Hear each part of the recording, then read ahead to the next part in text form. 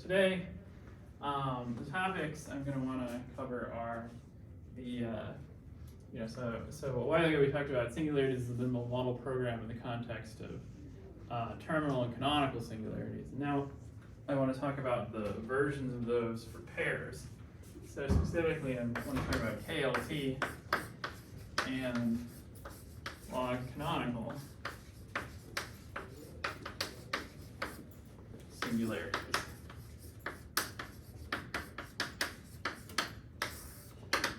Okay, so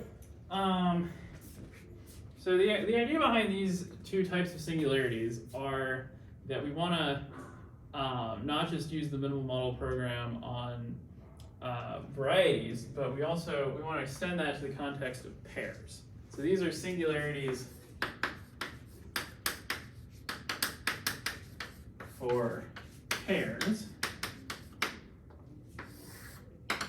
So the idea is that we have that x comma delta, we want it to satisfy the following. So x is going to be something like a projective or quasi-projective variety. So let's just say projective for now.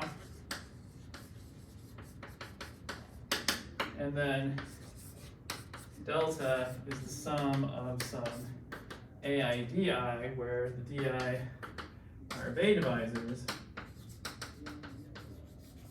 and the ai are rational coefficients. And usually we require these, so there are various variations on this, but generally we require these coefficients to be greater than or equal to 0. Okay, and then this is, of course, a finite sum. And so, so an example of a pair that we'd be interested in investigating would be something like,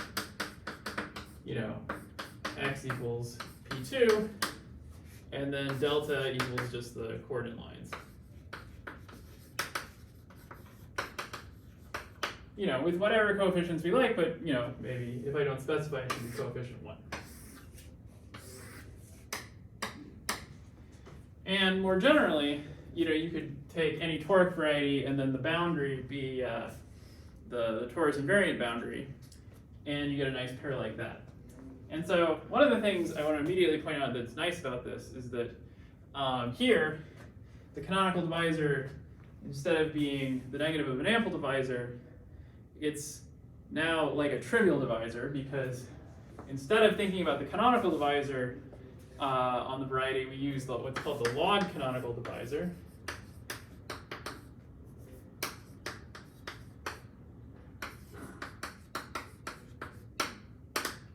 Which is kx plus delta.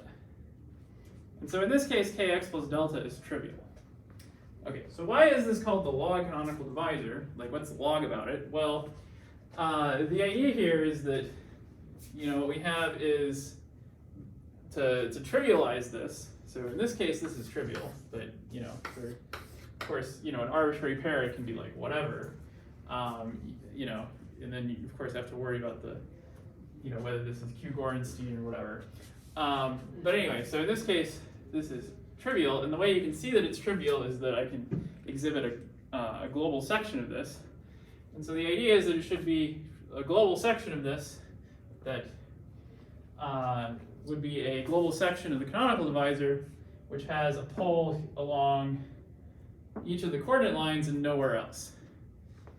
And it's not so hard to see that if I take d of x over x wedge dy over y, or if I think x and y are two of the coordinate functions in some affine chart, then you can check, it's immediate that this doesn't have any other zeros or poles away from the coordinate lines, and then you just have to check that it has a simple pole along the line at infinity.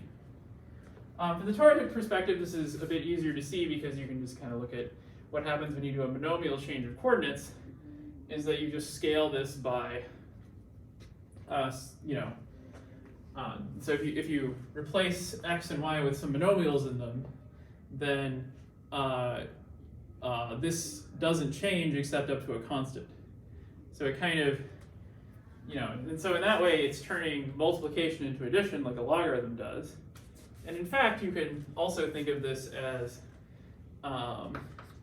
this is d log x, wedge d log y. Okay, so the power of this is that, okay, log x and log y, these are not algebraic functions. But we still get access to them in the sense that we can access their differentials. So this is a way of incorporating some of the transcendental aspects of the theory without actually having to do any calculus. So yeah, another kind of viewpoint on this is that, if I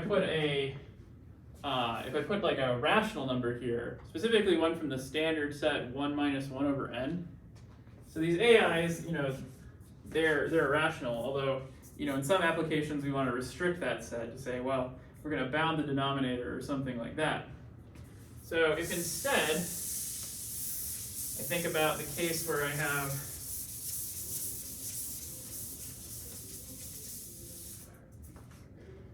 we can also have the standard coefficient set.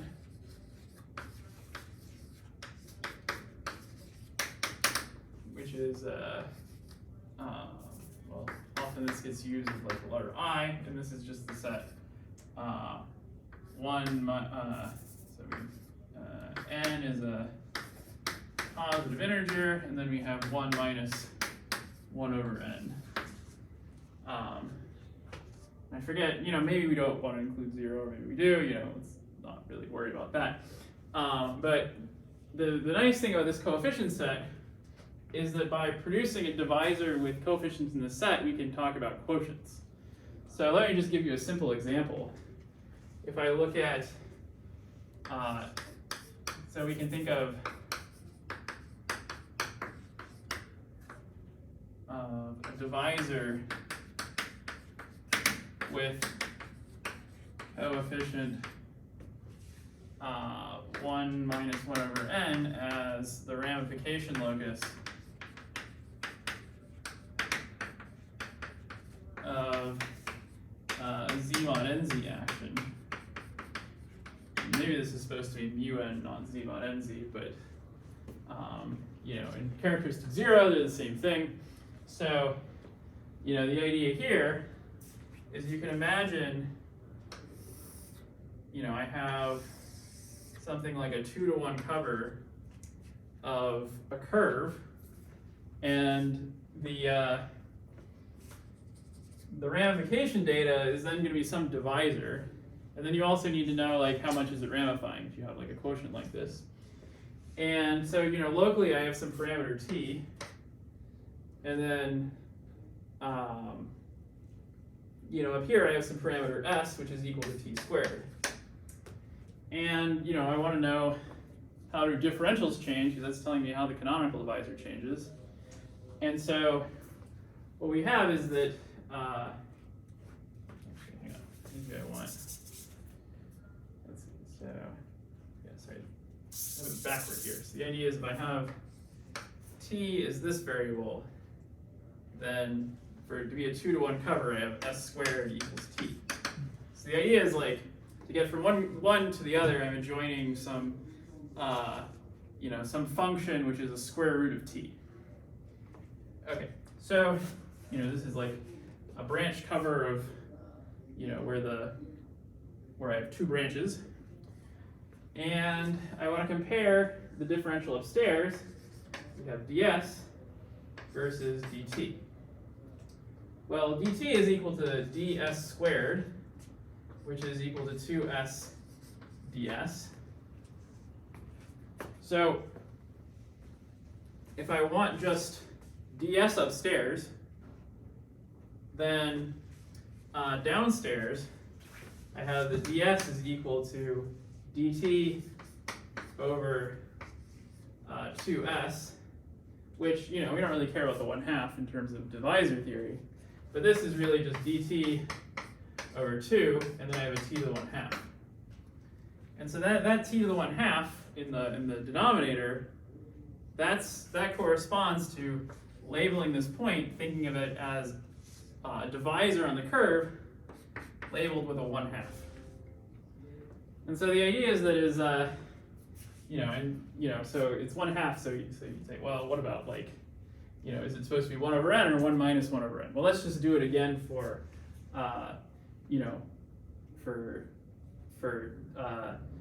s to the n equals t.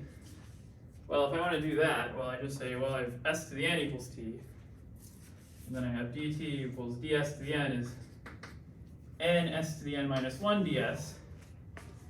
And so then I am dividing by s to the n minus 1.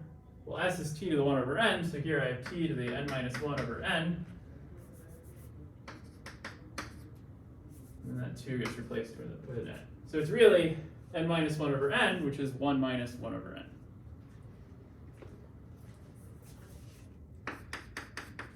Okay, so the idea then is that coefficients in the standard set can give you the info that your variety is the result of a quotient by a group action. So the idea is we should somehow, in some way, think of these pictures, this picture along with the group action should be equivalent to this picture here. And in particular, they have similar birational geometry in that if you take the log canonical divisor here, pull it back, you just get the canonical divisor upstairs.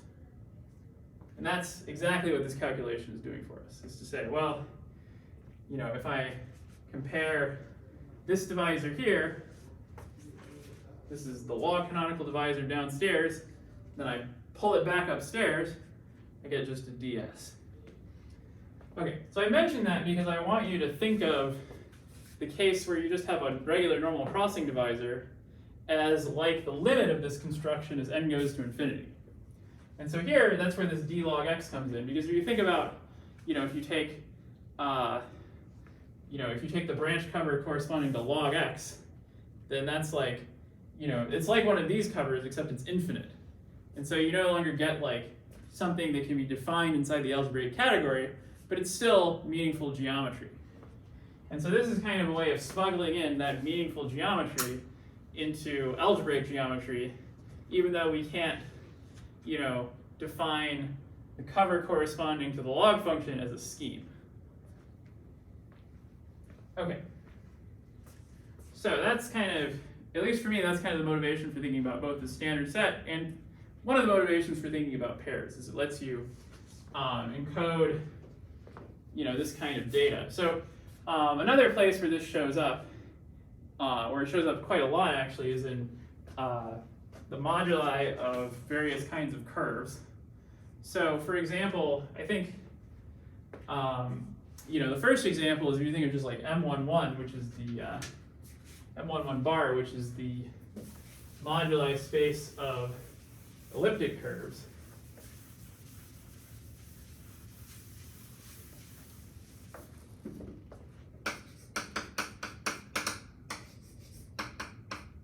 And let's just use the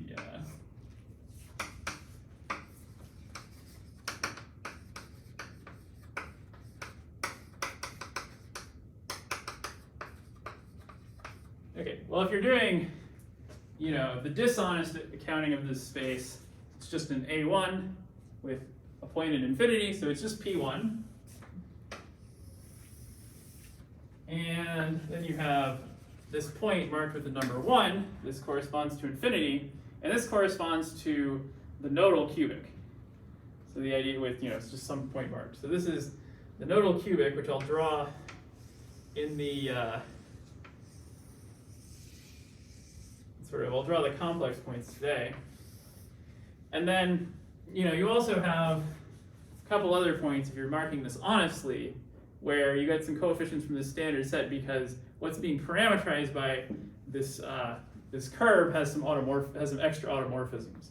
So, the way this is phrased normally when you're talking about moduli theory is that this is actually a Deligne-Mumford stack, and it has I forget the technical word for this point, but it has points decorated with the action of a group, coming from the fact that some elliptic curves, if you have I think it's of J invariant like 1, or if it's lattice invariant like I or a third root of unity, those will get you some extra automorphisms, and so that'll be marked on this space by a coefficient in the standard set. But let's just talk about the point 1 here. And what happens is that as you go around this point 1, so and since I'm drawing the complex point, let's draw it as a 2-dimensional thing. And the idea is that you could say, well, let's not worry about this point right now. Let's just worry about what's happening close to the point. And if you're close to the point, then you have a you have an elliptic curve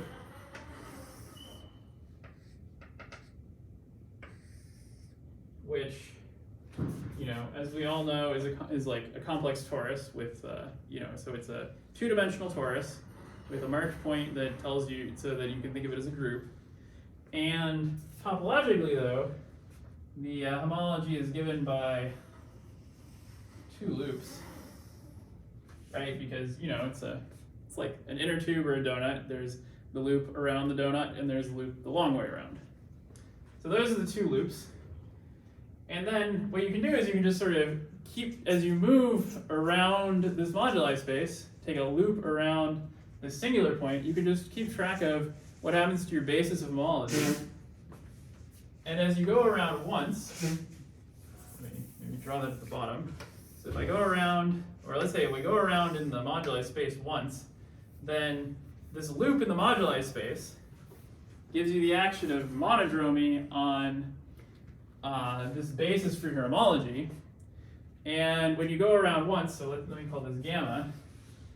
Well, what gamma does is let's see, I think the right answer is it keeps this guy the same, but then the other guy, after applying gamma, it receives what's called a Dane twist. So that just means that instead of looping the long way around once, it loops the long way around once and then sneaks in a loop around the short way as well.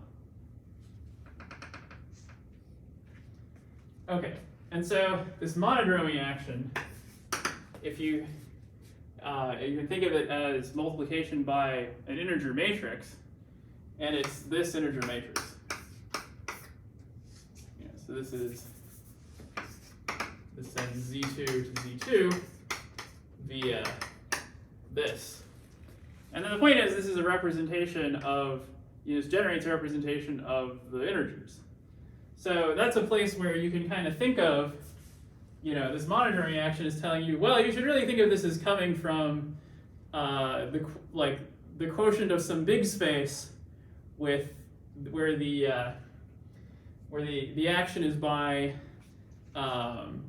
z, but that's not something we can do in the algebraic category because that's not something finite type. But still, it's somehow this is encoded in the algebraic theory and it's hiding somewhere. Anyway, so this is something that,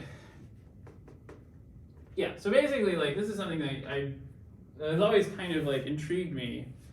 So especially about the moduli space of curves, because so one comment is that this moduli space, once you mark the points with a non-trivial stabilizer, then this becomes a model such that the log canonical divisor is ample. And so, it's never been quite clear to me what the relationship between the boundary divisor and the geometry of the thing is, and why, under what conditions do you get that the moduli theory encodes the the log canonical model. Okay, so that's stating some things a little bit out of order, but anyways, this is something, there have been approaches to the question of the birational geometry of the moduli spaces like these, but what they focus on there is saying, well, what happens when we try to make kx ample? Whereas I think the right question should be, why is it that kx plus delta is already ample? Because it's somehow the moduli theory in this thing is not just here are all the stable curves, it's here are the smooth curves, and then here's the right way to compactify. Okay, so that was I think a really kind of complete aside from the topic for today, but we'll come back to it in a second. So any questions?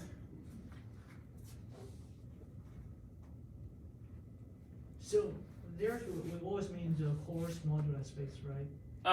Yeah. We don't consider the stack, right? Well, you can consider the stack if you want to. And the only difference when you consider the stack is that, well, okay, there's kind of two differences. So one is that there's a Z2 action everywhere from the hyperelliptic involution. But then there's also extra involutions because, let's see. So I think it's like there's one point here that gets a 2/3 because it has an extra order 3 automorphism. And then there's another point here that gets a 1/2 because it has an extra order 2 automorphism. So one of these is like, the lattice you have is, I think this one is like you have 1 and omega. And so then it's, you can see this has extra symmetry, this lattice. So how we get the lattice information? Oh, yeah. Okay, so the idea is that the way you construct this moduli space is the classical way of doing it is to say, all right, I want to make an elliptic curve, and I know the universal cover of the elliptic curve is the complex numbers, and then so then I'm quotienting by, the fundamental group of the curve, which is Z2. So then I say, okay, well, I'm looking for a copy of Z2 inside my complex numbers, where the two generators of my lattice are independent over R. And so what you do is you say, okay, well, I might as well say my first generator is 1. And then the second generator, can be whatever it wants. So, and we normally call that tau. And then the issue is that, well, you might have multiple tau. In fact, you will have multiple tau that give you the same lattice. So you say, okay, well, it turns out you can just restrict tau to the upper half plane, because if it's in the lower half plane, you can just kind of scooch it up. And so the idea is you say, okay, well, then we have the upper half plane, and then you quotient by SL2Z, and then this is what you get. Okay. And then it turns out that you get like, you get some space, and then it turns out that you can endow that with the structure of a quasi-projective variety by computing functions on this that are invariant for SL2Z. These are called modular forms. And so that's how you get the algebraic version. Okay. Anyway, so, and then, this point out here, this is like the 1-point compactification of this quotient. Okay. Yeah. So the group representation there is you mean the group representation for the fundamental group of M11 bar, or the... No. So this is you're taking, so the idea is you're taking the data of the homology, or homotopy group if you like, they're the same in this case, of the curve that's parameterized by M11. And then you're saying, how does it change as I go around this loop? Okay. Because the idea is like this, one of the generators gets shrunk to a point when you go to the singular locus. So, and then, you can just imagine, saying, okay, well, like, in a little disk around here, then you can like trivialize the fundamental group, because it's just the product of the curve and the base, and the base has the base is contractible if you just take like a little disk in here, and then you just keep popping it around and then see like how you've changed from where you started. And so that's what happens, is that as you move around the loop, this I guess, why don't we call it longitudinal loop, gets kind of pulled and stretched until it loops around in the latitude way one time. And that's called the monodromy action. Oh, okay. Okay. Yeah, so in particular, the stat version of M11 includes this data, and it also includes like a 1/2 for the entire space together, because everything has that hyperelliptic involution, or the elliptic involution. But here, one thing I want to note is just if I take K M11 bar using these coefficients, so where I'm kind of keeping most of the stack structure, then this is in fact, this should be KP1 plus 1/2 times, the first point plus 2/3 times the second point plus the entire third point. And this is minus 2 points, so this is going to give you 1/6. And and this is compatible with computations using modular forms. So like, forget the difference between a modular function and a modular form. I think a modular form is the one that gives you a differential on this. And it turns out the differentials you're getting live here. So you don't get any global modular forms until you take 6 times the until you take ones of, I guess it's like weight 6 or something like that. I forget exactly how the jargon of modular functions and forms interacts with this, but that's essentially what's happening.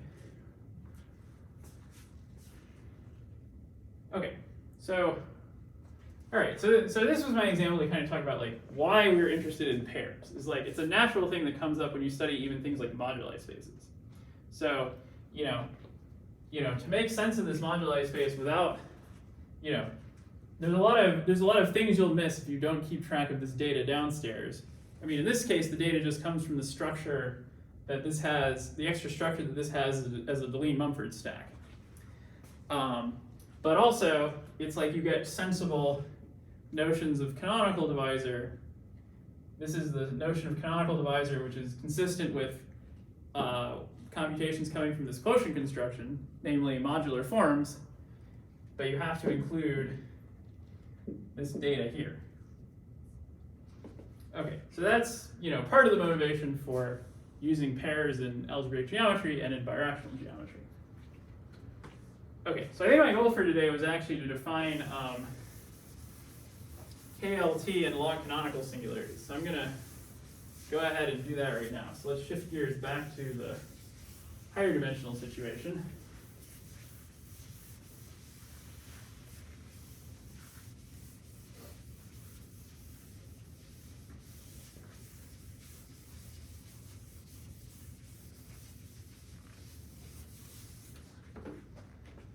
Okay, so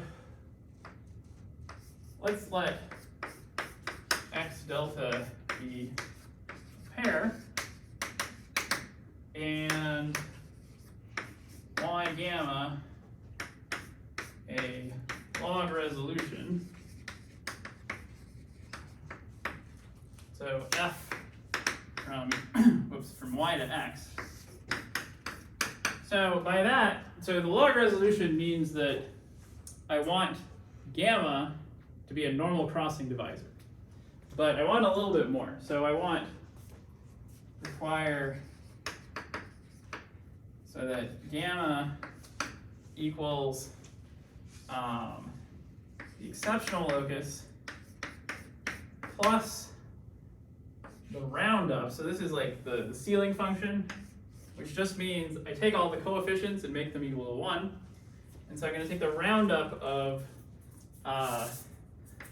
the strict transform of delta.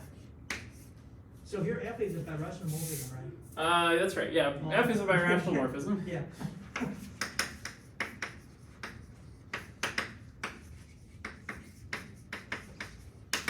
And so to be a log resolution, we require this to be a birational morphism.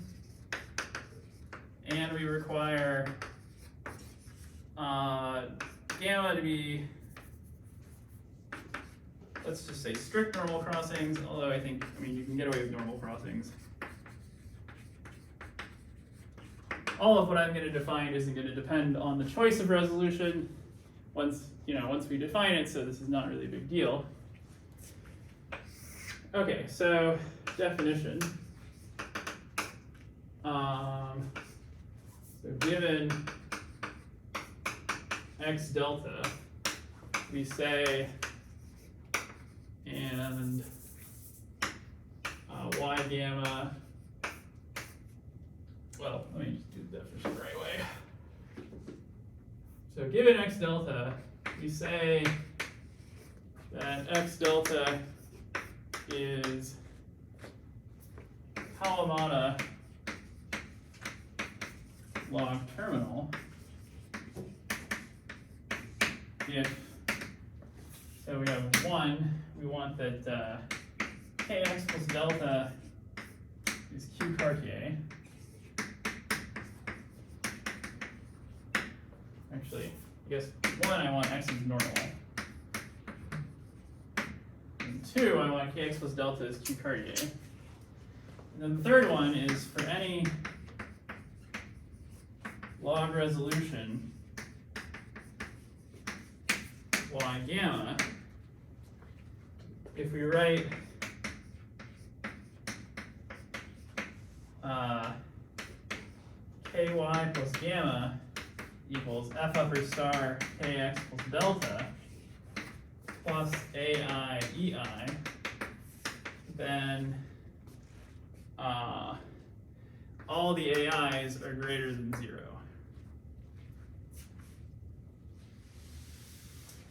Okay, and then for log canonical, we require instead ai greater than or equal to 0.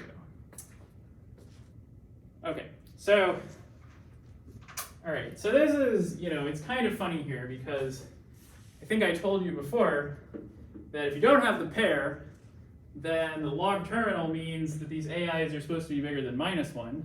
So how come there's a 0 here suddenly? Well, that's going to be explained by the presence of this gamma over here. So the other thing is just that, well, this is the disclaimer you always have to make when you state this definition, is that you either state the definition with there exists a log resolution such that blah, or you state it with check it for all resolutions. So one has the problem that it's like, why did you pick that one? The other has the problem that, well, you can't just check all of them. There's infinitely many. But the point is that if it's true for one log resolution, it's true for all of them. So in particular, you can just pick a log resolution and check it on that one for condition 3.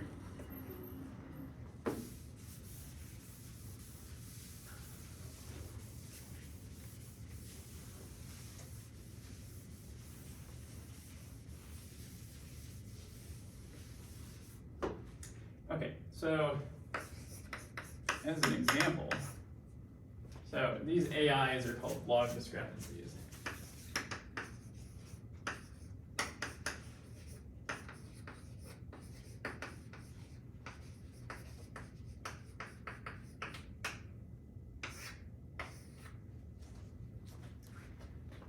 Okay, so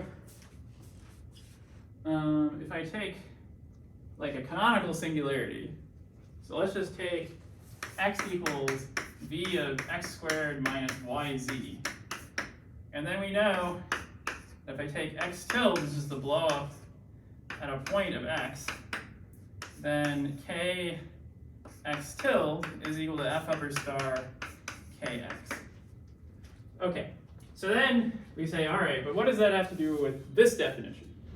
Well, in this definition, delta was required to be, gamma was required to be all the components of delta after you transform them anyway, after you move them over to y, plus all the exceptional components. So here there's no components of gamma, of delta, sorry.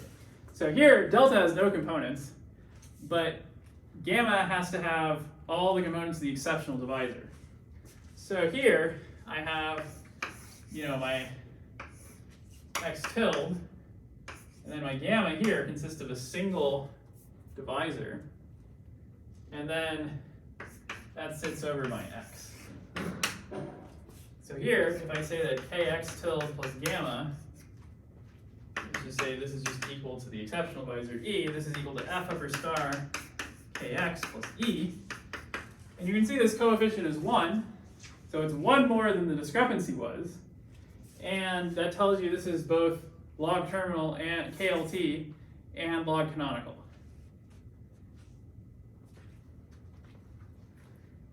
Okay, questions about this example?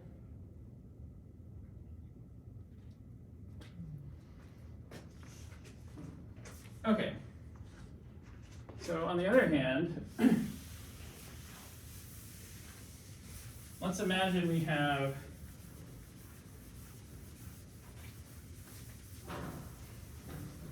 following pair.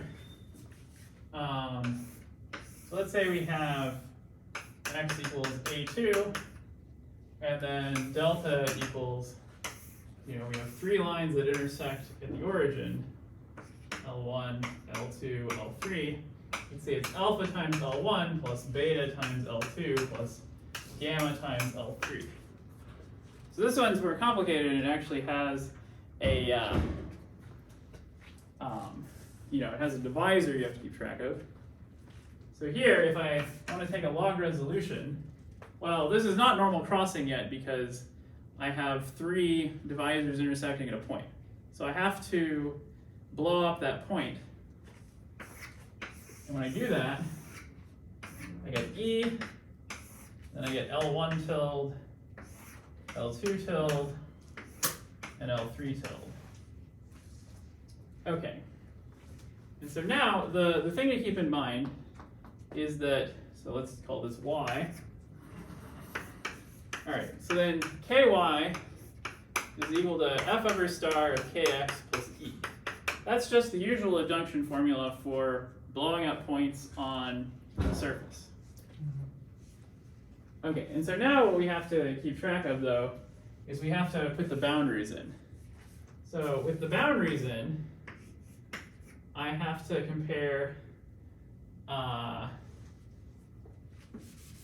have to compare ky plus e plus L1 plus L2 plus L3 versus f upper star of kx plus alpha L1 plus alpha L2, plus beta L2 plus gamma L3. So these are the things I have to compare.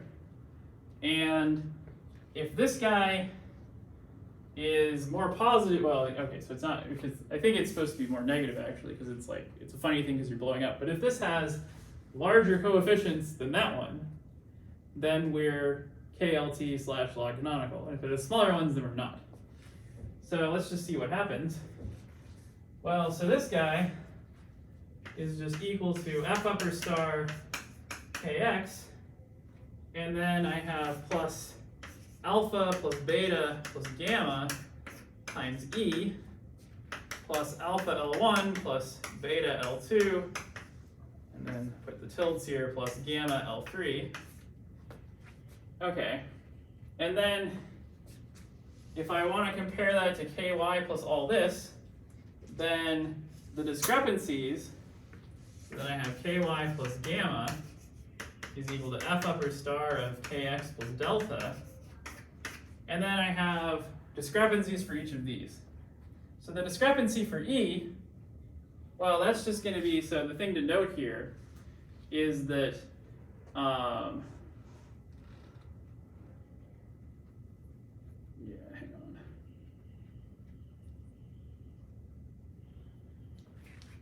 Yeah, let's move it all over here. So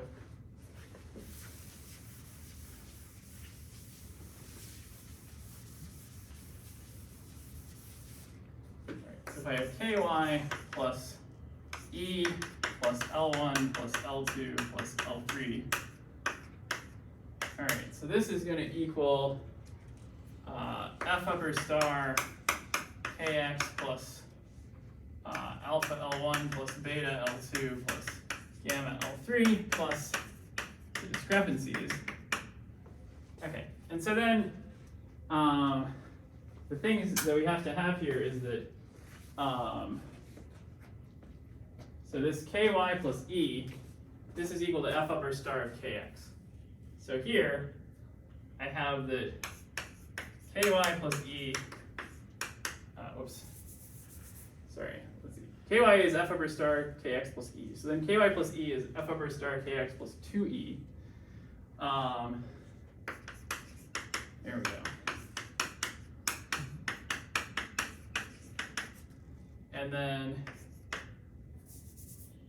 And so subtracting that from both sides, I get L1 tilde plus L2 tilde plus L3 tilde is equal to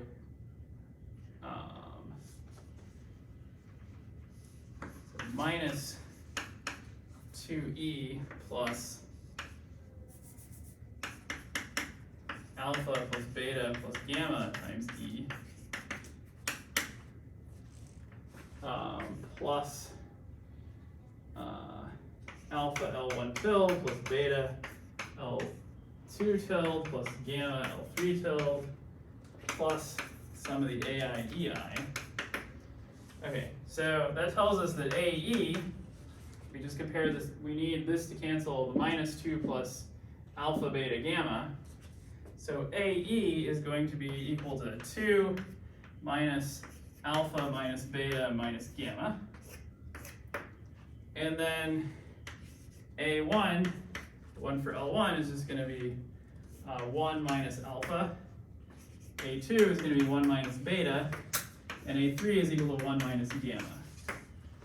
Okay, and so how do we interpret this? So this is the conditions that give you the discrepancies. And then for our divisor over here to be, this pair to be log canonical, these all have to be non-negative, and for it to be KLT, they all have to be positive. So for A1, A2, and A3, this is just the condition that to be KLT is just that the coefficient can't be bigger than 1. And this seems sensible because when we're looking at, or it can't be greater than or equal to 1. So when we're log canonical, the things can't be greater than 1, and when we're KLT, they can't be greater than or equal to 1. So this seems sensible because if we're thinking about differentials with poles along here, we don't want the poles to be worse than like a simple pole. But it's okay to have something where it's like, you know, a fractional order pole, because that's like thinking about a divisor on some branch cover.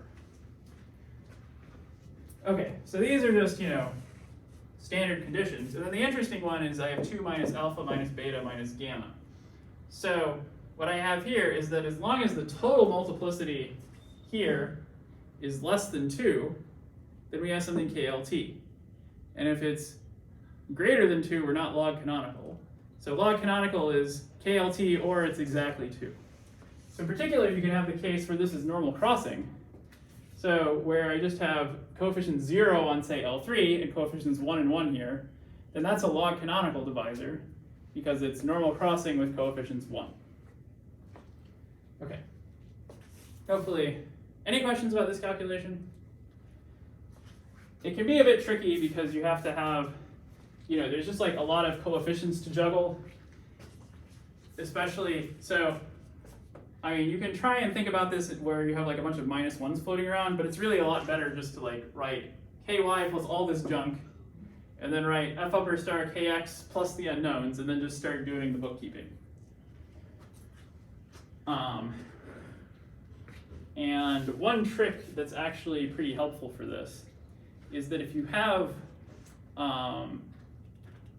you know, if you're just doing like a single blow up and you already have like a divisor that's kind of nice floating around already, is you could, instead of thinking of this as alpha plus beta plus gamma, reparameterize this to be 1 minus something, 1 minus something else. Because if you just have two divisors here, where if I had L1 plus L2 with no L3, then f upper star k plus L1 plus L2 is just equal to L1 plus L2 plus E. So when you're blowing up strata of a log canonical divisor, of a normal crossing divisor with coefficient 1, those blowups always have log discrepancy 0. They're what's called log crepit blowups.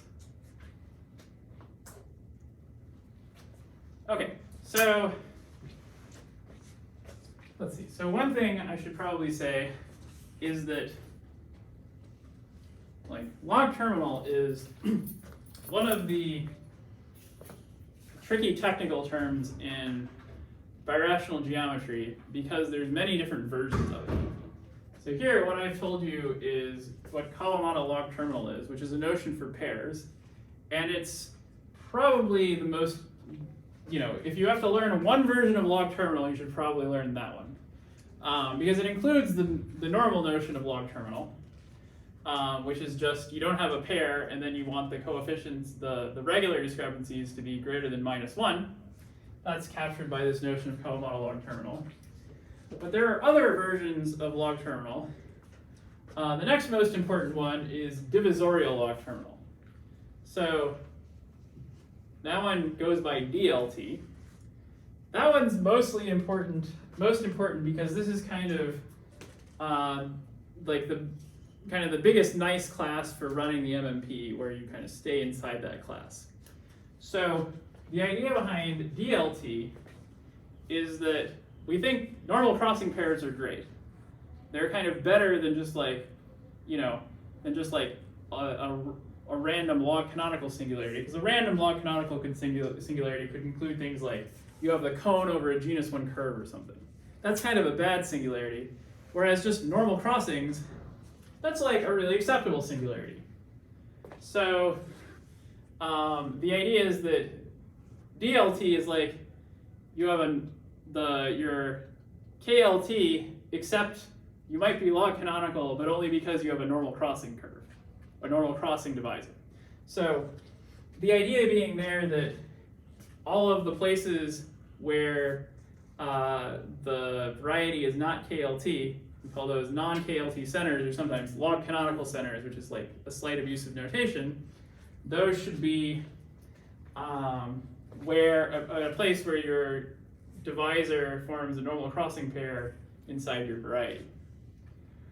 Beyond that, there's some like technical stuff that if you're not kind of a really deep dive birational geometry, you probably don't need to know so much. Things like pure log terminal, I won't really get into. I really think, if you're going to learn two of them, you should learn KLT and DLT, but I think Kalamata log terminal is kind of like the first and most important one. Okay, so what's so important about it? Well, we have the really incredibly useful theorem.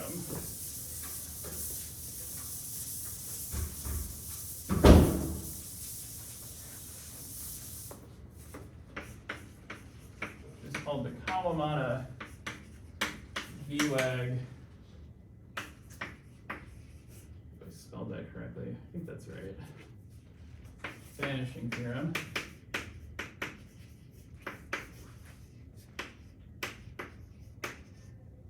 Anyway, so this is kind of one of the theorems that makes the whole machine go. And what this is doing for you is it's going to let you say that certain cohomology groups vanish. So the idea is that for x delta KLT, and for I greater than 0, if I look at hi of xo of kx plus delta plus a, this is equal to 0, where a is some ample divisor. Okay, and the grand thing about this, so one thing that's immediate from the way this works. So in particular, what you need here that I didn't state is that you need these things that this ample divisor and this delta, you might not know how to interpret O of this thing if delta is like a fractional thing. So what we require is that this be equivalent to a Bay divisor. I think I don't want this numerically, I want this like linearly equivalent. And so once you notice that, you could say, well, I could take a little bit of my ample divisor and just stick it into the boundary here. So, and the reason this is useful is that often you don't get divisors thrown at you in the form of an ample divisor. Sometimes they get thrown at you where there's something that you don't know if it's ample, but you know maybe that it's big enough. So here,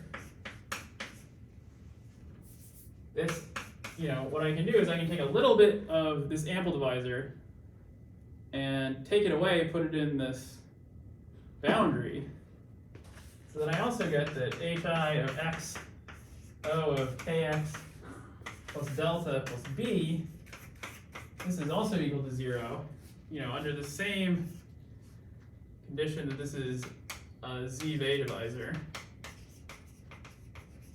where b is big and nef. Which, it seems like a slight weakening, but in fact, this is a very, there's a lot of situations where you can, make use of, you can make much broader use of a statement like this. So, I think I'm probably not going to prove the entire complement of U-egg vanishing theorem.